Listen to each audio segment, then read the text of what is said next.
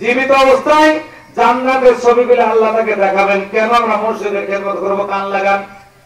1985 সালের ঘটনা। অনেকে বড়রা যারা তারা জানেন, আমরা তো তখন কোলের শিশু।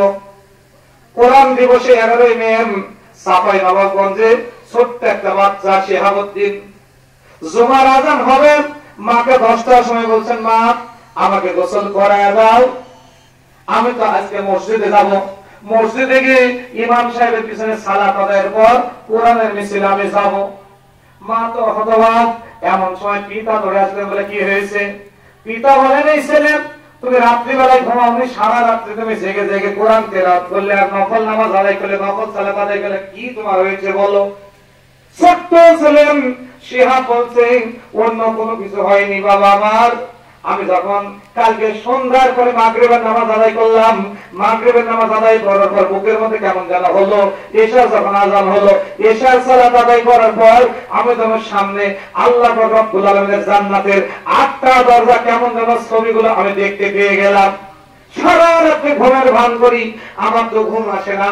দেরি করার দরকার নাই, মা আমাকে গোসল করায় দাও, আমি মসজিদে চলে যাব। বাস্তবেই গোসল করে দেওয়া হলো, মসজিদে চলে গেল ছেলেটি। জুমার সালাত আদায় করে আদায় করলো। জুমার সালাতের পর চাঁপাই নবাবগঞ্জের সেই মসজিদে সালাত আদায়ের পর ইমাম সাহেব সহ ভারতের বিরুদ্ধে কোরআনের মিছিলে নেমে পড়েছেন। কোরআনকে নিষিদ্ধ ঘোষণা করা হয়েছিল এই জন্য। কোরআনের মিছিলে নেমে পড়লেন, এমন মুহূর্তে পুলিশ গুলি চালালো। ম্যাজিস্ট্রেট ওয়াহিদুজ্জামানের গুলিতে সর্বপ্রথম যেই বালকটি শহীদ হলো, ওই বালকটি সারা রাত্রি জেগে জেগে নামাজ পড়া ভালো। মা বাবা বিবৃতি দিল, ও চাঁপাই নবাবগঞ্জবাসী ভালো করে শুনে নাও, আমার ছেলে পুলিশের গুলিতে মারা গেছে, কোন প্রকার আফসোস করিলাম, তবে আমরা সাক্ষ্য দিচ্ছি সারা রাত্রি দাঁড়ায় দাঁড়া নফল সালাত আদায় করেছে আমার ছেলে। আর পাগলের মতো বলেছে, এশার সালাতের পর, এশার নামাজের পর ওয়াইরা মাকাদাহু মিনাল জান্নাত, আমি কেমন যেন জান্নাতের ছবিগুলো সামনে দেখে ফেলেছি।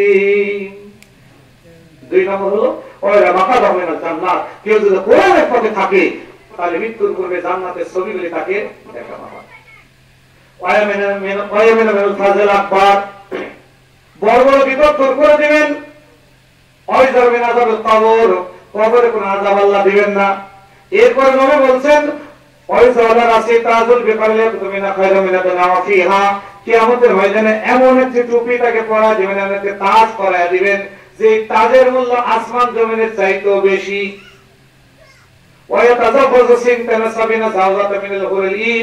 পঞ্চম নম্বর, আল্লাহ পাক রব্বুল আলামিন ওই ব্যক্তিকে 1 জন 2 জন নয় 72 জন সুন্দরী নারী দিয়ে দিবেন, হুর দিয়ে দিবেন, বলেন আলহামদুলিল্লাহ।